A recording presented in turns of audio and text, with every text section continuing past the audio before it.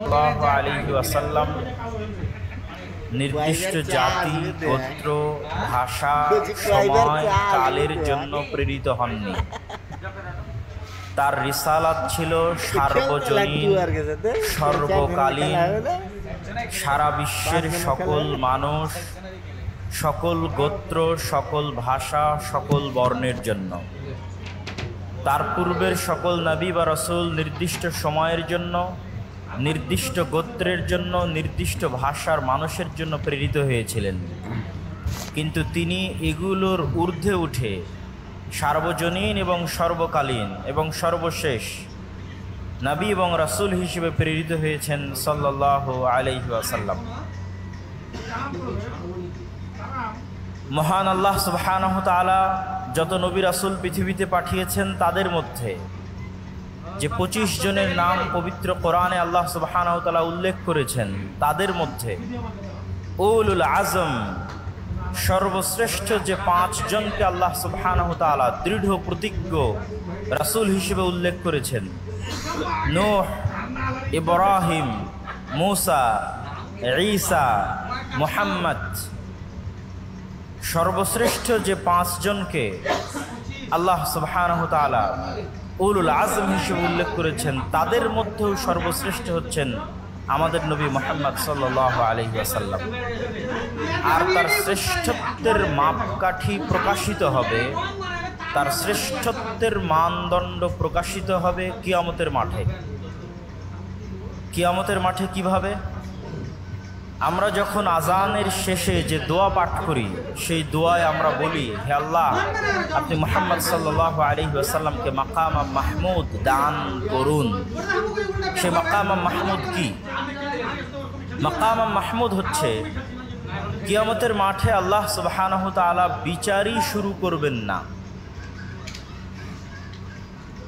বিচার যখন শুরু করবেন না, তখন কিয়ামতের মাঠের ভয়াবহতায় কাফের, মুশরিক, মুনাফিক তো বহু দূরের কথা, যারা মুমিন নেককার বান্দা তারাও বিপদগ্রস্ত, অসহায় অবস্থার মধ্যে থাকবে। সেই বিপদগ্রস্ত এবং অসহায়ত্ব থেকে বাঁচার জন্য তারা নবীদের শরণাপন্ন হবে। প্রথমে আদম, তারপরে নূহ, তারপরে ইব্রাহিম, তারপরে মূসা, তারপরে ঈসা, এইভাবে যত বড় বড় নবী আছে তাদের কাছে যাবে এবং বলবে, আপনারা আজকে একটু আল্লাহর সাথে কথা বলেন, আল্লাহকে বলেন তিনি যেন দ্রুত বিচার শুরু করেন। মানুষের জান্নাত হোক অথবা জাহান্নাম হোক, বিচার হয়ে যাক। বিচারের মাঠে ভয়াবহতা এত বেশি থাকবে।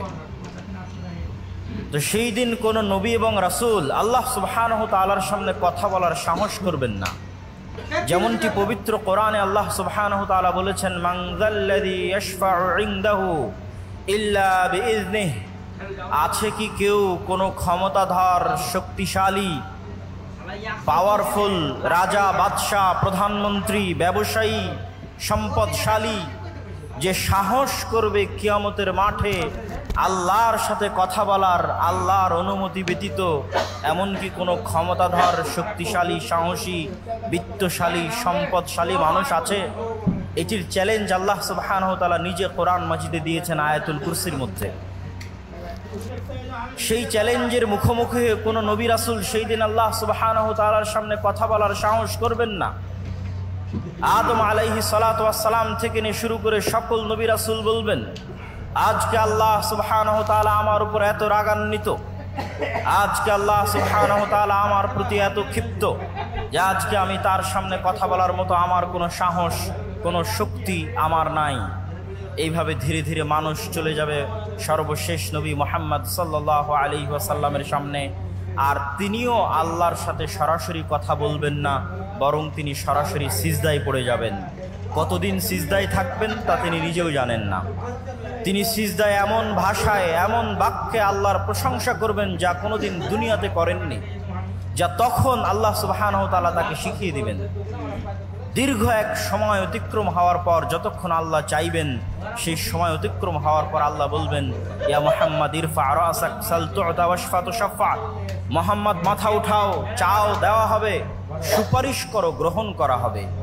এই যে কিয়ামতের মাঠে আদম থেকে নিয়ে কিয়ামত পর্যন্ত কোটি কোটি মানুষ এবং জিনের সামনে মুহাম্মদ সাল্লাল্লাহু আলাইহি ওয়াসাল্লামের যে শ্রেষ্ঠত্ব প্রকাশ পাচ্ছে, এই শ্রেষ্ঠত্বকেই বলা হয়েছে মাকাম মাহমুদ। আমি মুহাম্মদ সাল্লাল্লাহু আলাইহি ওয়াসাল্লাম সম্পর্কে আমার আলোচনা দীর্ঘায়িত না করে এতটুকু বলেই এই পর্বের আলোচনা শেষ করছি। তিনি পৃথিবীর ইতিহাসের সর্বশেষ নবী এবং রাসূল এবং সর্বশ্রেষ্ঠ মানব, এবং অল্প সময়ের মধ্যে পৃথিবীকে প্রভাবিত করতে পারে এরকম সর্বশ্রেষ্ঠ বিপ্লবের জন্মদাতা। মাত্র 23 বছরে তিনি পৃথিবীতে এমন এক বিপ্লব সৃষ্টি করেছেন যার প্রভাব পৃথিবীর ইতিহাসের সবচেয়ে সুদূর প্রসারী এবং সবচেয়ে প্রভাব বিস্তারকারী বিপ্লব।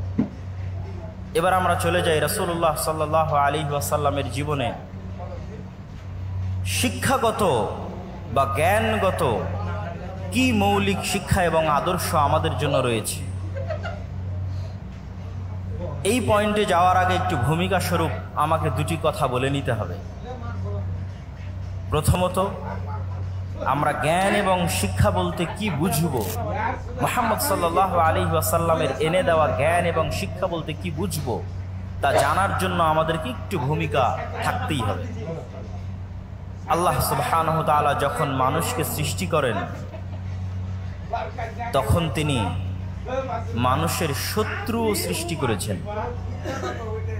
একটা গেমিং সফটওয়্যার যখন ডেভেলপ করা হয়, তখন সেখানে যেমন নায়ক থাকে তেমনি এনিমি বা শত্রু থাকে। আমরা যখন মাঠে ফুটবল খেলি তখন দুই পক্ষ থাকে, যখন ক্রিকেট খেলি তখন দুই পক্ষ থাকে।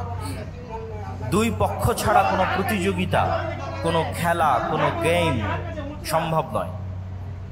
আল্লাহ সুবহানাহু ওয়া তাআলা যখন এই পৃথিবী সৃষ্টি করেন বা এই পৃথিবীর সফটওয়্যার ডেভেলপ করেন, তখন তিনি এই পৃথিবীতে যে খেলা, যে গেম, যে প্রতিযোগিতা শুরু করেছেন, তাতে মানুষের শত্রু তৈরি করে দিয়েছেন।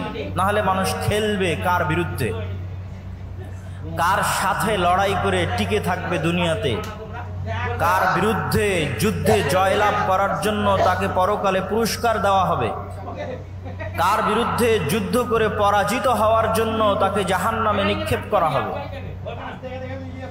গেম এবং খেলা হতে হবে উভয় পক্ষের পক্ষ থেকে, এবং রেফারিকে হতে হবে ন্যায় বিচারক, এবং সকলকে লেভেল প্লেয়িং ফিল্ড দিতে হবে। যেমনটা নির্বাচনের সময় বলা হয় যে সকল দলকে লেভেল প্লেয়িং ফিল্ড দেওয়া হোক, যেন সমানভাবে সে তার শক্তিকে কাজে লাগাতে পারে। ঠিক এই পৃথিবী ডেভেলপ করার সময় আল্লাহ সুবহানাহু ওয়া তাআলা মানুষ এবং মানুষের শত্রু একই সাথে সৃষ্টি করে দিয়েছেন। একই সময় মানুষের সেই চিরন্তন শত্রু হচ্ছে ইবলিস, এবং ইবলিসের সেনাবাহিনী শায়াতিনাল ইনসি ওয়াল জিন, জিনদের মধ্যে থেকে শয়তান এবং মানুষদের মধ্যে থেকে শয়তান, তাদের সর্দার হচ্ছে ইবলিস। তাদের সাথে চিরন্তন যুদ্ধ আল্লাহ সুবহানাহু ওয়া তাআলা শুরু করে দিয়েছেন মানুষের। আপনি পবিত্র কোরআনের প্রথম থেকে নিয়ে শেষ পর্যন্ত অধ্যয়ন করেন, আল্লাহ সুবহানাহু ওয়া তাআলা আপনার শত্রু হিসেবে কাকে চিহ্নিত করছেন। যে আপনার গীবত করে, অপবাদ দেয়, আপনার জমি জায়গা দখল করে নিয়েছে তাকে, যে ইসরায়েল ফিলিস্তিনে মুসলমানদেরকে হত্যা করছে তাকে, যে ব্রাহ্মণ্যবাদী কট্টরপন্থী যারা মুসলমানদের উপর অত্যাচার করছে তাকে। জি না, আল্লাহ সুবহানাহু ওয়া তাআলা পবিত্র কোরআনে বারবার মানুষের জন্য শত্রু হিসেবে চিহ্নিত করেছেন শয়তানকে।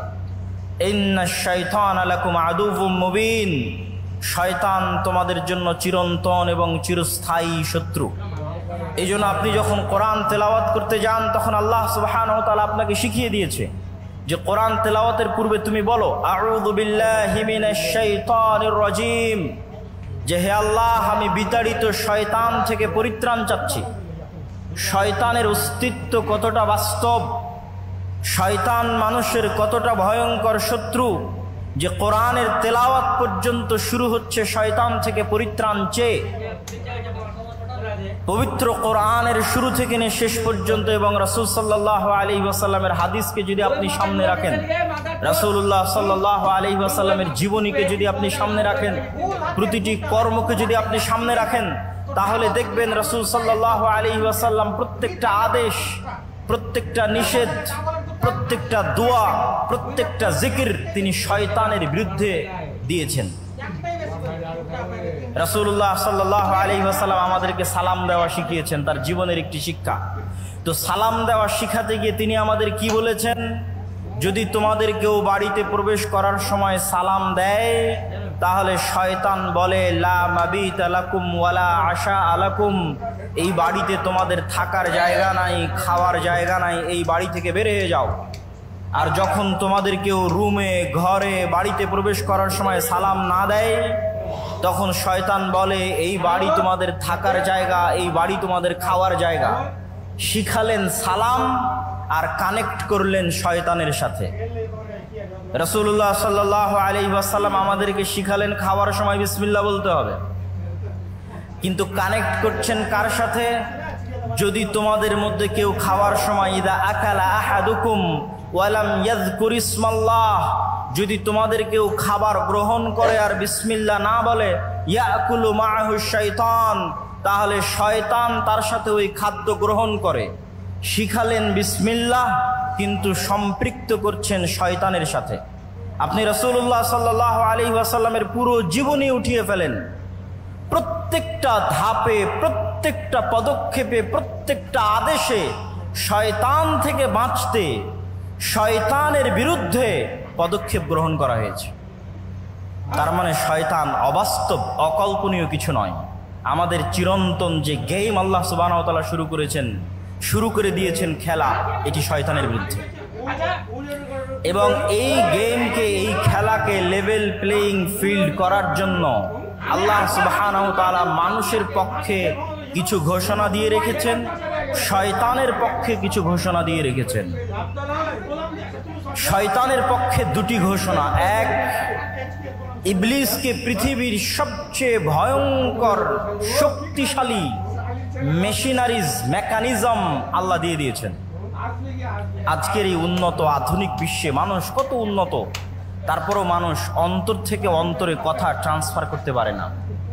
মোবাইলের হোয়াটসঅ্যাপের মেসেজ বলেন, মেসেঞ্জারের মেসেজ বলেন, আজকে আমার আলোচনা বলেন, লাইভ ভিডিও বলেন, প্রত্যেকটাই আমাদের কান দিয়ে শুনতে হয়। আজকে যদি আমি আমার অন্তর থেকে আপনাদের অন্তরে মেসেজ ট্রান্সফার করতে পারতাম, আমাকে চিল্লিয়ে বলা লাগতো না, মেসেজে লেখা লাগতো না যেটা আপনি পড়বেন। কেন পড়ার দরকার? কেনই বা শোনার দরকার? আমাকে আল্লাহ এই মেকানিজম দিলে আমি এখানে বসে থেকে আপনাদের অন্তরে মেসেজ দিয়ে দিতাম। কিন্তু এই শক্তিশালী পাওয়ারফুল মেকানিজম আল্লাহ কাকে দিয়েছেন? আপনাদের জিজ্ঞেস করছি, কাকে দিয়েছেন? একটু জোরে বলেন তো, কাকে দিয়েছেন? শয়তানকে দিয়েছেন। ইউসবিসু ফি সুদুরিন নাস, মানুষের অন্তরে সরাসরি ডাইরেক্টলি মেসেজ দিতে পারে শয়তান, ওয়াসওয়াসা দিতে পারে শয়তান। মানুষ দ্বিধায় পড়ে যাবে, তার অন্তরে এখন যে কল্পনা চলছে, এই কল্পনা তার না শয়তানের দেওয়া, আমি আপনি কেউ জানি না। আমরা প্রত্যেক সময়ে যে কাজ করার সিদ্ধান্ত নিচ্ছি এবং আমাদের অন্তরে কথা উদিত হচ্ছে, এই প্রত্যেকটি উদিত হওয়া কথা আমার নিজের শয়তানের পক্ষ থেকে আমরা জানি না। রাসূলুল্লাহ সাল্লাল্লাহু আলাইহি ওয়াসাল্লাম বলেছেন, এমন কোনো মানুষ নেই ইল্লা ওয়ালাহু কারিনান, যার সাথে দুইজন বন্ধু সব সময় থাকে না। কারিনুম মিনাল মালাইকা ওয়া কারিনুম মিনাশ শাইতান, একজন থাকে ফেরেশতা বন্ধু, আরেকজন থাকে শয়তান বন্ধু। প্রত্যেক মানুষের সাথে সব সময় দুইজন বন্ধু তার সাথে আছে, এক ফেরেশতা বন্ধু, দুই শয়তান বন্ধু। তার অন্তরে প্রত্যেক যা কল্যাণকর কাজের ইচ্ছা জাগে, তা সে ফেরেশতার পক্ষ থেকে ইলহাম, আর তার অন্তরে প্রত্যেক যা অকল্যাণকর কাজের ইচ্ছা জাগে, তা সে ওয়াসওয়াসা, শয়তানের পক্ষ থেকে। আজকে আপনারা এখানে উপস্থিত হয়েছেন, আমি উপস্থিত হয়েছি, এই যে আমাদের অন্তরে এখানে আসার ইচ্ছা জাগ্রত হয়েছে, এই কল্যাণকর কাজের জন্য আমাদের ফেরেশতা বন্ধুর পক্ষ থেকে আমাদের অন্তরে কথা দেওয়া হয়েছে, আমাদের অন্তরে ইচ্ছা জাগ্রত করা হয়েছে। যাই সকালে যখন ফজরে ঘুমিয়ে থাকছি, রাসূলুল্লাহ সাল্লাল্লাহু আলাইহি ওয়াসাল্লাম তখনও বলেছেন শয়তানের কথা। যদি বাস্তব না হতো তিনি কেমনে বলতেন? তিনি বলছেন, শয়তান তখন মানুষের মাথার কাছে গিয়ে বলে, নাম নাম নাম ইন্নাল লাইলা লাতাবিল, হে আদমের সন্তান ঘুমিয়ে থাকো, ঘুমিয়ে থাকো, রাত এখনো অনেক লম্বা। তাহলে আপনি মনে করছেন আমি আমার আরামের জন্য ফজরে ঘুমিয়ে আছি, আর আল্লাহর নবী বলছেন না, আপনার আরামের জন্য নয়, শয়তান আপনার অন্তরে দিচ্ছে তুমি এখন ঘুমিয়ে থাকো। সম্মানিত উপস্থিতি, তাহলে আল্লাহ সুবহানাহু ওয়া তাআলা ইবলিসকে দুইটা ছাড় দিয়েছে। এক, সরাসরি আমাদের অন্তরে কথা দিতে পারে ইবলিস। দুই, কিয়ামত পর্যন্ত তার হায়াত বাড়িয়ে দেওয়া হয়েছে। যতদিন আদম আর আদমের সন্তানেরা পৃথিবীতে বসবাস করবে, ততদিন আদম আর আদমের সন্তানদেরকে শত্রুতামূলক জাহান্নামে নিয়ে যাওয়ার দৃঢ় প্রতিজ্ঞ এবং দৃঢ় পণ নিয়ে কাজ করে যাবে ইবলিস এবং তার সাঙ্গপাঙ্গ এবং সেনাবাহিনী। তাদের ওয়াদার কথা আল্লাহ নিজে কোরআন মাজিদে বলেছেন যে ইবলিস এই মর্মে ওয়াদাবদ্ধ যে আমি একাই জাহান্নামে যাব না, আদম সন্তানদেরকে সাথে নিয়ে জাহান্নামে যাব। এই শত্রুতার ঘোষণা আল্লাহ সুবহানাহু ওয়া তাআলা কোরআনে দিয়েছেন। তাহলে ইবলিস এবং শয়তান যদি অবাস্তব হতো, তাহলে কোরআন আর আল্লাহর নবীর জীবনীতে এইভাবে তিনি শয়তানের প্রতি গুরুত্ব আরোপ করতেন না। সম্মানিত উপস্থিতি, তাহলে এবার লেভেল প্লেয়িং ফিল্ডে ইবলিসের ক্ষমতা অনেক বেশি। তাহলে আদম সন্তানের জন্য কি থাকলো, আমার এবং আপনার জন্য কি থাকলো? কি দিয়ে আমরা শয়তানের বিরুদ্ধে এই যুদ্ধে বিজয়ী হব? এটি রাসূল সাল্লাল্লাহু আলাইহি ওয়াসাল্লামের জীবনের সবচেয়ে বড় মৌলিক শিক্ষা। মহান আল্লাহ সুবহানাহু ওয়া তাআলা পবিত্র কোরআন মাজিদে বলছেন, কুল নাহবিতু মিনহা জামিআ ফাইম্মা ইয়াতিয়ান্নাকুম মিন্নী হুদান ফামান তাবিআ হুদায়া ফালা খাউফুন আলাইহিম ওয়ালা হুম ইয়াহজানুন। আল্লাহ সুবহানাহু ওয়া তাআলা আদেশ দিলেন ইবলিসকে আসমান থেকে নেমে যাওয়ার জন্য, আদেশ দিলেন আদম এবং হাওয়াকে জান্নাত থেকে নেমে যাওয়ার জন্য। আদম এবং হাওয়া আর ইবলিসের গল্প কাল্পনিক নয়, পৃথিবীর সব ধর্ম বইয়ে লেখা আছে। ইহুদিদের বাইবেলে, ইহুদিদের তাওরাতে লেখা আছে, খ্রিস্টানদের বাইবেলে লেখা আছে, মুসলমানদের কোরআনে লেখা আছে। কমন গল্প, সেম কমন। ইবলিস, আদম, হাওয়া তথা সকল নবী একই মেসেজ দিয়েছে। আমাদের সৃষ্টি রহস্য সম্পর্কে সেম মেসেজ দিয়েছেন সকল নবী। তাহলে আল্লাহ সুবহানাহু ওয়া তাআলা বলছেন, আমি ইবলিসকে বললাম আসমান থেকে নেমে যাও, আদমকে বললাম জান্নাত থেকে নেমে যাও। তারপরে ফাইম্মা ইয়াতিয়ান্নাকুম মিন্নী হুদান ফামান তাবিআ হুদায়া, আজ থেকে ইবলিস আর আদম পরস্পরের শত্রু। ইবলিসকে দিয়ে দিলাম এই ক্ষমতা, আর আদমের জন্য কি দিব? আমার পক্ষ থেকে হেদায়েত যাবে আদমের জন্য। ফাইম্মা ইয়াতিয়ান্নাকুম মিন্নী হুদা, আমার পক্ষ থেকে দিক নির্দেশনা যাবে, গাইডলাইন যাবে, কিভাবে তোমরা শয়তানের বিরুদ্ধে যুদ্ধ করবে, শয়তানের বিরুদ্ধে কিভাবে টিকে থাকবে তার ইনস্ট্রাকশন যাবে। নতুন যখন ফ্রিজ কিনেন, কম্পিউটার কিনেন, যে কোনো মেশিনারিজ কিনেন, তখন গাইডলাইন থাকে, ইনস্ট্রাকশন থাকে। যে কোনো গেম যখন আপনি শুরু করবেন খেলা, গাইডলাইন দেওয়া আছে কিভাবে এই গেমটা আপনি খেলবেন। তো এই পৃথিবীতে আপনি শয়তানের বিরুদ্ধে কিভাবে খেলবেন এবং জিতবেন, হারবেন না, তার দিক নির্দেশনা, গাইডলাইন আল্লাহ পাঠাবে। এটা আল্লাহর ওয়াদা। কোরআনে আল্লাহ বলছেন, ফামান তাবিআ হুদায়া ফালা খাউফুন আলাইহিম ওয়ালা হুম ইয়াহজানুন। আমার পাঠানো এই গাইডলাইন, দিক নির্দেশনা যদি মানুষ মেনে নেয়, তাহলে দুনিয়াতে তাদের জন্য কোনো ভীত সন্ত্রস্ত হওয়ার সুযোগ নেই, আর পরকালে আফসোস করার কোনো সুযোগ নেই। দুনিয়াতে কোনো ভয় নাই, পরকালে কোনো আফসোস নাই। তাহলে ওই গাইডলাইনই নবীদের মাধ্যমে আসে কিতাব হিসেবে। ওই গাইডলাইনটা পৌঁছে দেওয়ার জন্য আল্লাহ নবীদের মাধ্যমে কিতাব পাঠান, যার সর্বশেষ কিতাব এবং সর্বশেষ নবী মুহাম্মদ সাল্লাল্লাহু আলাইহি ওয়াসাল্লাম এবং কোরআন। এই জন্য কোরআন আর মুহাম্মদ সাল্লাল্লাহু আলাইহি ওয়াসাল্লামের প্রথম কাজ হচ্ছে মানুষকে শয়তান সম্পর্কে জানানো। শয়তান তোমাদের চিরন্তন শত্রু, জানো, এর থেকে বাঁচতে এই এই এই করতে হবে। লেভেল প্লেয়িং ফিল্ড করার জন্য দ্বিতীয় মানুষের জন্য মহান আল্লাহ সুবহানাহু ওয়া তাআলার ঘোষণা। যতই আল্লাহ মানুষের জন্য দিক নির্দেশনা, গাইডলাইন পাঠাক, তারপরও ইবলিসের ক্ষমতা বেশি। ইবলিস সরাসরি আমার অন্তরে মেসেজ দিতে পারে, আমরা ধোঁকা খেয়ে যাই, মনে করি এটা আমার ইচ্ছা, অতএব চলো আমি এখন গান শুনবো, অতএব চলো এখন অবৈধ রিলেশনশিপে ব্যস্ত হব। যে কোনো অন্যায় কাজ, সেই অন্যায় কাজে আমি মনে করি আমার শান্তি, আমার আনন্দের জন্য করছি, কিন্তু আসলে ইবলিস দিচ্ছে। এইটার জ্ঞান কয়জনের কাছে আছে? কয়টা ইউনিভার্সিটি আপনাকে এই জ্ঞান দিবে? কয়টা কলেজ আপনাকে এই জ্ঞান দিবে? পৃথিবীর কোনো পিএইচডি থিসিস, কোনো মাস্টার্সের থিসিস, কোনো সিলেবাসে আপনাকে এই জ্ঞান দেওয়া হবে না যে শয়তান পৃথিবীতে আছে এবং আপনার অন্তরের উপর তার কন্ট্রোল ক্ষমতা আছে। নাই, পৃথিবীতে কেউ আপনাকে এই জ্ঞান দেবে না। পৃথিবীতে যেখানে যাবেন সবাই আপনাকে বলবে তুমি তোমার মন মতো চলো, তোমার মনে যেটা ভালো লাগে সেটা করো। একমাত্র আল্লাহ, কোরআন এবং আল্লাহর নবী বলবে না, ফুল স্টপ। তুমি জানোই না কোনটা তোমার ইচ্ছা আর কোনটা শয়তান তোমার অন্তরে দিয়েছে। আর কেন পৃথিবীর মানুষ আপনাকে এটি থেকে সতর্ক করবে না? কেন পৃথিবীর কোনো ইউনিভার্সিটি, কোনো সিলেবাস, কোনো কারিকুলামে বলা নাই যে পৃথিবীতে শয়তান আছে এবং তার থেকে আপনাকে বাঁচতে হবে? শয়তান এইভাবে কাজ করে আর আপনাকে তার বিরুদ্ধে এইভাবে যুদ্ধ করতে হবে, এরকম কোনো গাইডলাইন, কোনো সিলেবাস কেন নাই? এই জন্য যে যখনই মানুষ শয়তান সম্পর্কে সচেতন হবে, অসংখ্য ব্যবসা, অসংখ্য বিজনেস বন্ধ হয়ে যাবে। অসংখ্য ব্যবসা, অসংখ্য বিজনেস বন্ধ হবে যদি আপনি আপনার সাইকোলজিকে ম্যানিপুলেট করতে না পারে। তাহলে যত সামাজিক যোগাযোগ মাধ্যম আছে যারা মানুষের মনোযোগকে ধরে রাখার জন্য জাস্ট মানুষের সাইকোলজি কিভাবে কাজ করে, কিভাবে মানুষকে ফেসবুক, ইউটিউব, টুইটারে ব্যস্ত রাখা যাবে এর জন্য গবেষণা করে তার ফিচার সাজায়, আপনি যখন নিজের মনের বিরুদ্ধে যুদ্ধ করবেন তখন এগুলো লস প্রজেক্ট। আর যখন আপনি নিজের মন মতো চলবেন তখন এগুলো প্রত্যেকটা প্রজেক্ট লাভজনক। যখন আপনি নিজের মনের বিরুদ্ধে গিয়ে পর্দা করবেন তখন ফ্যাশন ইন্ডাস্ট্রিজ বন্ধ হয়ে যাবে। আর যখন মন মতো চলবেন তখন ফ্যাশন ইন্ডাস্ট্রিজের বিজনেস চলবে। এরকম প্রত্যেকটা ধাপ আছে যা শয়তান ম্যানুফ্যাকচার করে রেখেছে পৃথিবীর মানুষকে ভুলিয়ে রাখার জন্য।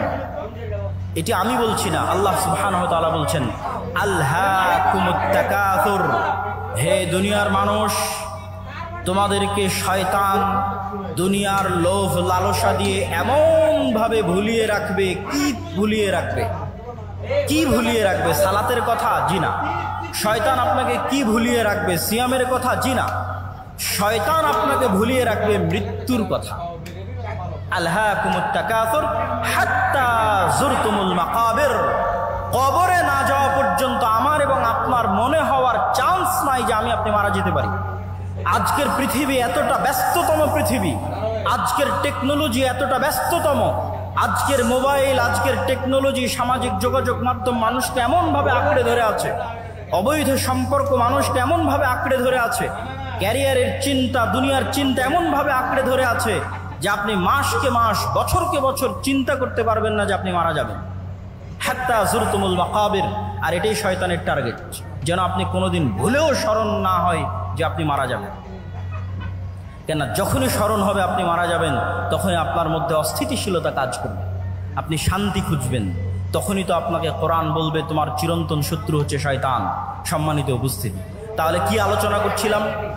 যতই আল্লাহ সুবহানাহু ওয়া তাআলা আমাদের জন্য গাইডলাইন দিক, তারপরেও পাওয়ারফুল ইবলিস আমার অন্তরে মেসেজ দেওয়ার জন্য। তাহলে আমার জন্য ছাড় কোথায়, অফার কোথায়? আল্লাহ সুবহানাহু ওয়া তাআলা এবার আমাদের জন্য ছাড় এবং অফারের ঘোষণা দিচ্ছেন। এটা হচ্ছে ইসলামের আরেকটি বড় মৌলিক মূলনীতি। সেটি কি? শয়তান মানুষকে গাইডলাইন থাকার পরেও ওয়াসওয়াসা দেওয়ার মাধ্যমে পথভ্রষ্ট করতো যত গুনাহ করাবে, যত গুনাহ করাবে, যত ভয়ঙ্কর থেকে ভয়ঙ্কর গুনাহ হোক না কেন, শিরকের মতো গুনাহ হোক, হত্যার মতো গুনাহ হোক, জেনা ব্যভিচারের মতো গুনাহ হোক, যত বেশি পরিমাণে গুনাহ হোক না কেন, আসমান জমিন ভর্তি গুনাহ হোক না কেন, আল্লাহ সুবহানাহু ওয়া তাআলার পক্ষ থেকে মানুষের জন্য অফার শয়তানের বিরুদ্ধে যাওয়ার জন্য, শয়তানকে পরাজিত করার জন্য। যে এত বিশাল লম্বা গুনাহের পরেও মানুষ যদি অনুসূচিত হয়ে আল্লাহ সুবহানাহু ওয়া তাআলাকে বলে, হে আল্লাহ আমার ভুল হয়ে গেছে, আপনি আমাকে ক্ষমা করে দিন, তাহলে মানুষের কে গুনাহ করার জন্য শয়তান যা চেষ্টা করেছে, যা পরিশ্রম করেছে, সকল চেষ্টা, সকল পরিশ্রমকে পণ্ড করে দিয়ে আল্লাহ সুবহানাহু ওয়া তাআলা মানুষকে ক্ষমা করে দিবেন। বলেন আল্লাহু আকবার। এই একটা অফার দিয়ে মানুষ জান্নাতে চলে যাবে, কিন্তু মানুষকে ক্ষমা তো চাইতে হবে। ইসলামে এমন কোনো গুনাহ নাই যেই গুনাহের ক্ষমার রাস্তা আল্লাহ সুবহানাহু ওয়া তাআলা দেননি।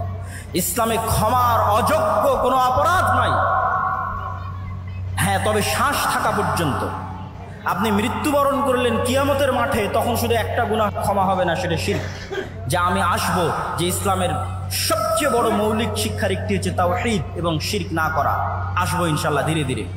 তাহলে জীবদ্দশায় যতক্ষণ নিঃশ্বাস আছে ততক্ষণ এমন কোনো অপরাধ নাই যেই অপরাধ ক্ষমার অযোগ্য আল্লাহর দরবারে। প্রত্যেকটা অপরাধ ক্ষমার যোগ্যতে মানুষকে ক্ষমা চাইতে হবে।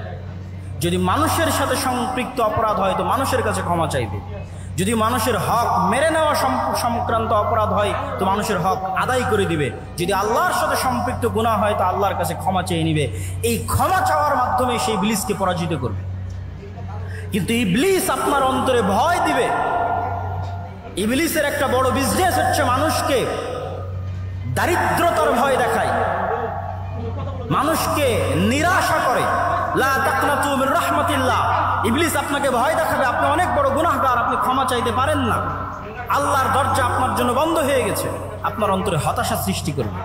এটাই শয়তানের বিরুদ্ধে যুদ্ধ, যে ইসলামে কোনো হতাশা নাই। আপনি গুনাহগার যত বড়ই হন না কেন, আল্লাহ সুবহানাহু ওয়া তাআলার কাছে ক্ষমা চাইলে আল্লাহ ক্ষমা করে দিবে। এবং ইসলামে দারিদ্রতারও কোনো ভয় নাই। সেই পয়েন্টগুলো তো আমি আসবো ইনশাআল্লাহ। তাহলে শয়তানের এই আলোচনা থেকে এতটুকু কি পরিষ্কার হলো যে নবী এবং রাসূলকে পাঠানো হয়েছে, কোরআনকে পাঠানো হয়েছে মানুষকে একটা গাইডলাইন দেওয়ার জন্য, শয়তানের বিরুদ্ধে যুদ্ধ করার জন্য।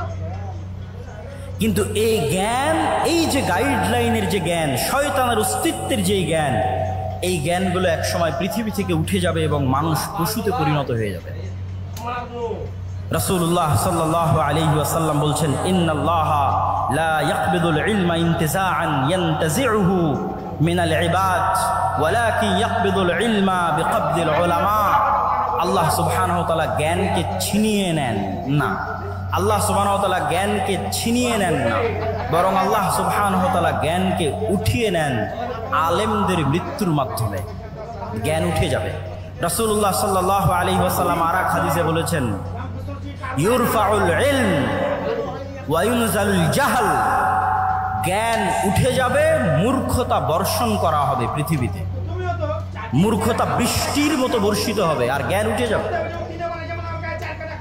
আজকে যেহেতু আমাকে ইসলামের জ্ঞান কেন্দ্রিক মূলনীতি আলোচনা করতে বলা হয়েছে, তাহলে আপনাদের কাছে আমার প্রশ্ন, আমরা তো দিন দিন জ্ঞানের জগতে, ঊর্ধ্ব জগতে এগিয়ে যাচ্ছি, জ্ঞান এবং বিজ্ঞানের শীর্ষে আরোহণ করছি, সেখানে আল্লাহর নবী বলছেন জ্ঞান উঠে যাবে এবং মূর্খতা বর্ষিত হবে। তাহলে আমি এবং আপনি জানি না যে প্রকৃত জ্ঞান কোনটা, যেই জ্ঞান আমাদের ইউনিভার্সিটি, আমাদের কলেজের সিলেবাসের মধ্যেই নাই, সেই জ্ঞানের আলোচনায় আজকে আমরা করছি। এই জ্ঞানটা উঠে যাবে। শয়তানের অস্তিত্বের জ্ঞান, শয়তানের সাথে যুদ্ধ করার জ্ঞান, শয়তানকে পরাজিত করার জ্ঞান, শয়তানের সাথে যুদ্ধ করে জিতে থাকার জ্ঞান পৃথিবী থেকে উঠে যাবে। তখন মানুষ ধীরে ধীরে পশুতে পরিণত হবে। আমরা এবং আপনারা স্বাভাবিক মানবিকতা বোধ হারিয়ে পশুতে পরিণত হব। সম্মানিত উপস্থিতি, এখন আসি আমরা শয়তানকে পরাজিত করব কিভাবে। রাসূলুল্লাহ সাল্লাল্লাহু আলাইহি ওয়াসাল্লাম তার জীবনী থেকে কি এমন শিক্ষা আমাদেরকে দিয়ে গেছেন যার মাধ্যমে আমরা শয়তানকে পরাজিত করতে পারি। রাসূলুল্লাহ সাল্লাল্লাহু আলাইহি ওয়াসাল্লাম ওই হাদিসটি যখন বললেন যে প্রত্যেক মানুষের সাথে দুইজন বন্ধু আছে, একজন শয়তান, একজন ফেরেশতা, তখন এক সাহাবী আল্লাহর নবীকে জিজ্ঞেস করছে, আল্লাহর নবী, আপনার সাথেও কি শয়তান বন্ধু আছে? এটি খুবই আশ্চর্যজনক একটি হাদিস। এখান থেকে আমাদের আজকের আলোচনা শুরু হবে। তখন রাসূলুল্লাহ সাল্লাল্লাহু আলাইহি ওয়াসাল্লাম বলছেন, হ্যাঁ, আমার সাথেও শয়তান আছে, তবে আমার শয়তান ইসলাম গ্রহণ করেছে, বা শাব্দিক অর্থ বললে আত্মসমর্পণ করেছে, সারেন্ডার করেছে। ইসলাম শব্দের শাব্দিক অর্থ কিন্তু আত্মসমর্পণ করা, সারেন্ডার করা। তাহলে আল্লাহর নবীর সাথেও শয়তান আছে, কিন্তু তার শয়তান আত্মসমর্পণ করেছে, সারেন্ডার করেছে। এখন প্রশ্ন, আমাদের সাথে যে শয়তান আছে সে কিভাবে আত্মসমর্পণ করবে, সে কিভাবে সারেন্ডার করবে? শাহ ওলিউল্লাহ মুহাদ্দিস দেহলভী তার হুজ্জাতুল্লাহিল বালেগার মধ্যে লিখছেন, এই হাদিসকে সামনে রেখে তিনি আলোচনা করছেন যে মানুষের অন্তরে সবসময় দুটো গ্রুপের লড়াই চলে, রূহে রব্বানি আর নফসে শয়তান। মানুষের যে রুহের জগতে ছিল, সেই রূহ আল্লাহকে মানার ওয়াদা করেই পৃথিবীতে এসেছে, তাহলে প্রত্যেকটা মানুষ জন্মগতভাবে মুসলিম। আর এক হাদিসে রাসূল সাল্লাল্লাহু আলাইহি ওয়াসাল্লাম স্পষ্ট করেছেন যে প্রত্যেক মানুষ জন্মগতভাবে মুসলিম। তাহলে রুহে রব্বানি, যেই রুহে রব্বানির মাধ্যমে ফেরেশতা ইলহাম দেয় আপনার অন্তরে ভালো কাজের, আর নফসে শয়তানি, যার মাধ্যমে শয়তান ওয়াসওয়াসা দেয় মন্দ কাজের, এই দুইটার যুদ্ধ সবসময় চলতে থাকে। এখন মানুষ তার স্বভাব চরিত্র দিয়ে, তার কাজ দিয়ে কোনটাকে তার অন্তরে বিজয়ী করবে আর কোনটাকে তার অন্তরে পরাজিত করবে, সেটির সিদ্ধান্ত মানুষের। একটা হচ্ছে রুহে রব্বানি, যার মাধ্যমে ফেরেশতা কাজ করে, নফসে শয়তানি, যার মাধ্যমে শয়তান কাজ করে। আপনি যদি নফসে শয়তানিকে পরাজিত করতে চান, তাহলে ফেরেশতাকে জিততে দিতে হবে। ফেরেশতাকে জিততে দেন, অটোমেটিক শয়তান আপনার অন্তরে সংকুচিত হয়ে যাবে, পরাজিত হয়ে যাবে। ফেরেশতাকে জিততে দিবেন কিভাবে? আপনাকে আরেকটা ইসলামের মৌলিক শিক্ষা বলে যাই। সবসময় দেখবেন রাসূল সাল্লাল্লাহু আলাইহি ওয়াসাল্লাম এবং আল্লাহ সুবহানাহু ওয়া তাআলা ফেরেশতার শয়তানকে পরস্পরের মুখোমুখি করে দাঁড় করিয়েছে। লা তাদখুলুল মালাইকাতু ফি বাইতিন, ওই বাড়িতে রহমতের ফেরেশতা প্রবেশ করে না যেই বাড়িতে ছবি মূর্তি আছে, যেই বাড়িতে কুকুর আছে। তাহলে কি দাঁড়ালো? ফেরেশতারা কি সবসময়? ফেরেশতারা হচ্ছে লা ইয়ামাসসুহু ইল্লাল মুতাহহারুন, ফেরেশতারা সবসময় পবিত্র থাকে।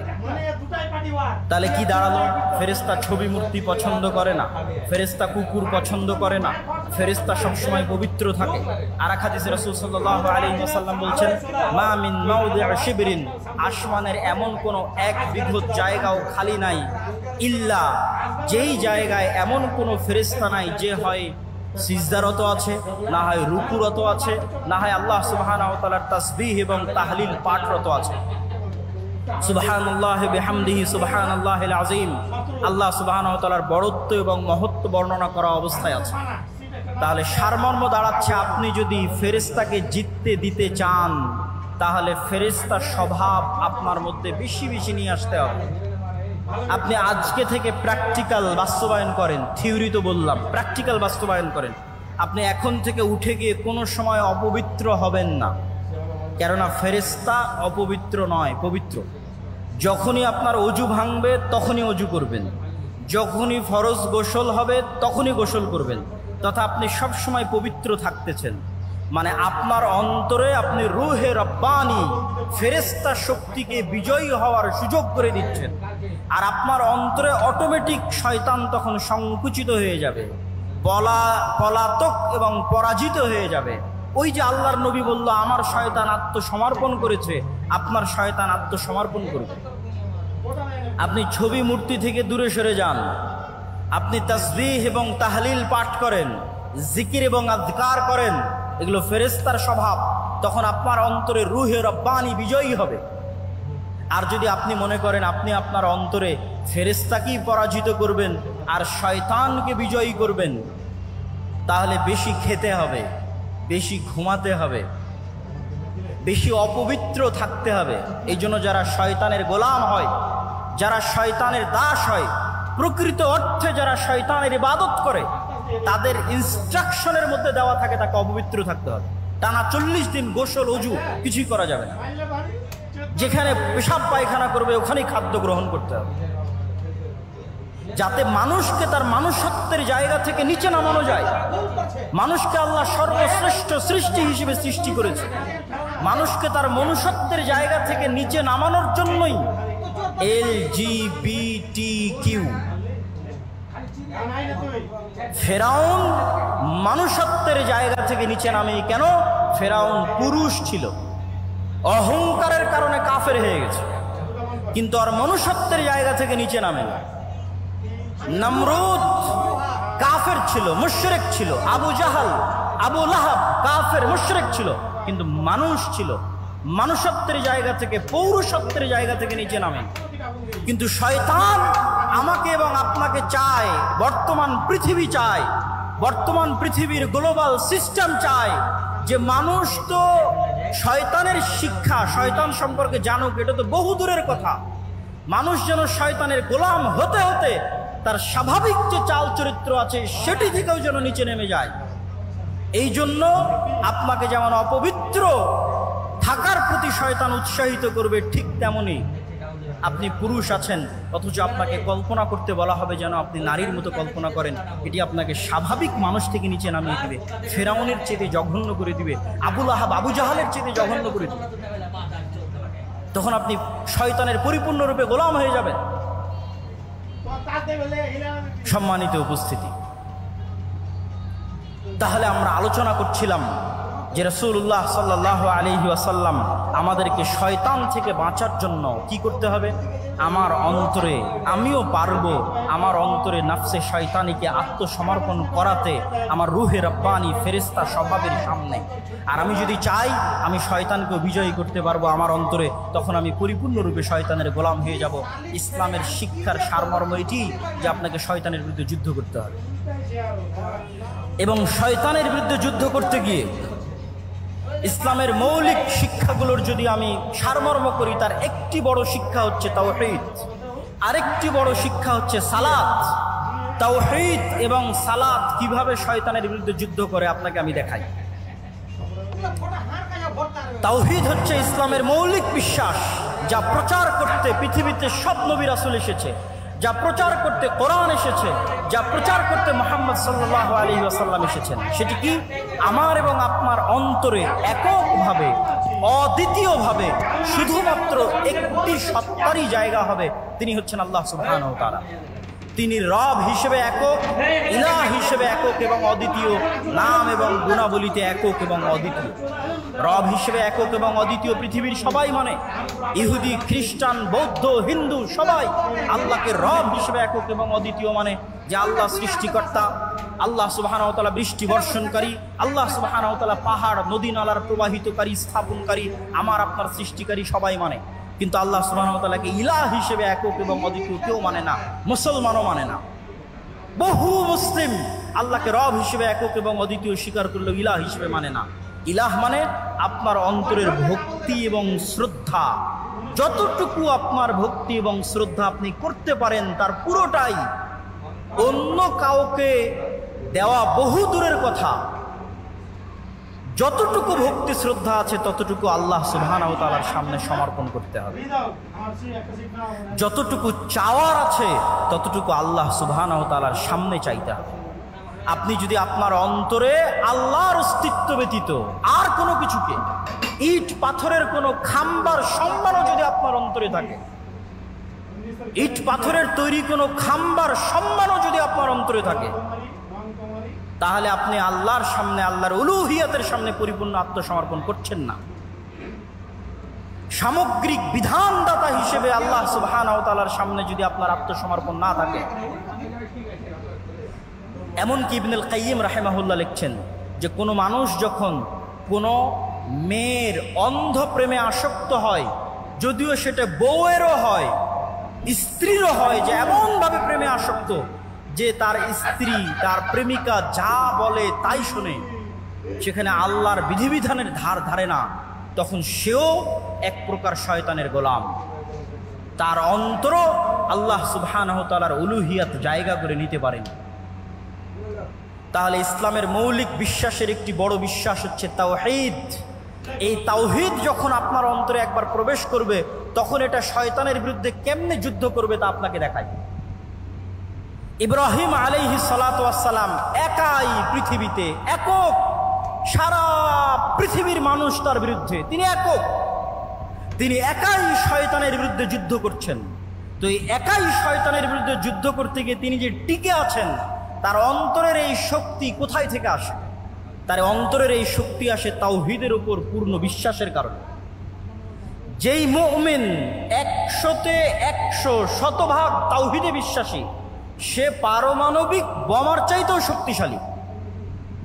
ইব্রাহিমের মতো, ইব্রাহিমকে আগুনে নিক্ষেপ করে দেওয়া হয়েছে, কিন্তু তার বিশ্বাস থেকে তিনি টলেননি। তার কনফিডেন্স লেভেল কোন পর্যায়ে থাকতে পারে, আত্মবিশ্বাস কোন শীর্ষ চূড়ায় থাকতে পারে যে তাকে আগুনে নিক্ষেপ করলেও তিনি টলেননি। আমাদেরকে কি করা হয়? তাওহীদের প্রতি বিশ্বাস দুর্বল করো তো আমাদেরকে হেজিটেশনে ফেলে দেওয়া হয়, দ্বিধায় ফেলে দেওয়া হয়।